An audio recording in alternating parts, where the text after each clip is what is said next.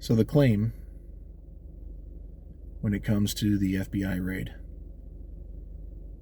was, we don't want this information falling into the wrong hands. The question was, what information? They came back with classified documents. Not really, because we knew that you actually declassified those, so that's not really it. Nuclear codes.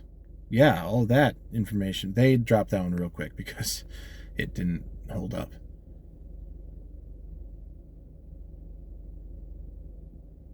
The DOJ is leaking the contents of the information to the Washington Post.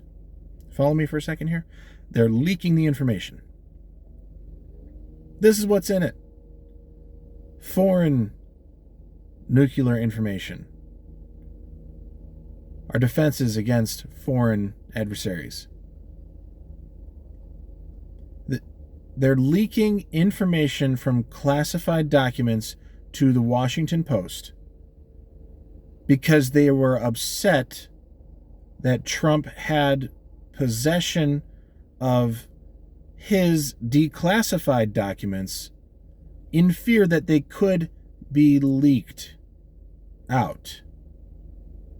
So to counter that, they're just leaking it on their own. Do we understand what's going on? This is obviously wrong and stupid. They're trying to build a case to indict him. I don't know if they're going to. I don't know if that's going to happen or not, but they're definitely working towards it. And in that, what happens next then? You have a group within the country celebrating it. You have a mass of people in the country getting ready to fight against it. What does that mean?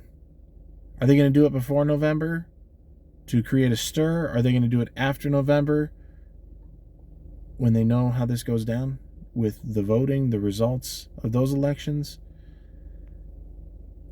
What's their game plan? Now, I have no idea what their game plan is. There's no way I could know. I'm not involved in any of that.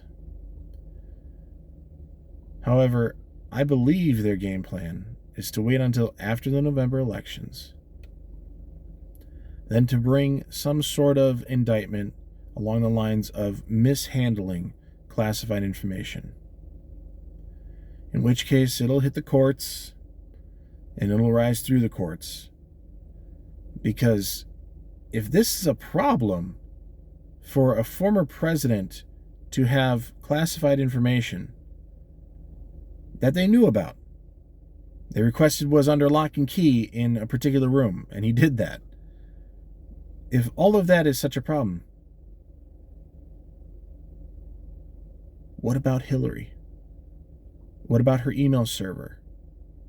What about her classified and sensitive information not having been a president, not having had the executive authority to declassify information, and definitely that information got out to foreign governments? So if that didn't hold up because of the word intent, there was no intent. She didn't intend to do anything bad. Okay, how do you prove intent on something like this? Well, they have possession of the documents. A judge just ruled that there needs to be a special master to oversee. So that's in Trump's favor there for sure, because that will at least help prevent the possibility of mishandling of that information.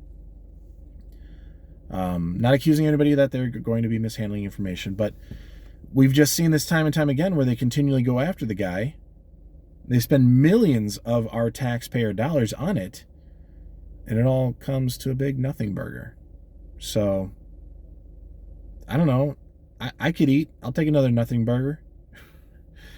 This is ridiculous, and it's getting even more ridiculous. I really think that our government should focus on things that would help the population of America. All the people. Biden said the word unity going into his big speech, and then he just declared war on half of the country. That's disgusting. That's not leadership. That's not a president. That's a dictator. At least that's the start of one. Do people not look at history? I mean, I know they don't. They're too busy studying sexuality and teaching it to 8-year-olds. But they need to look at history. Mussolini started this way. Stalin started this way. Hitler started that way. You alienate half of your country. You divide the nation. That's how you begin in a dictatorship. Divide the nation. Hold the power and divide the nation. I mean, that's the whole formula. That's the whole formula. And then you have those people who are going to cheer on their supreme leader, or you're going to be put into a camp. You're going to be rounded up.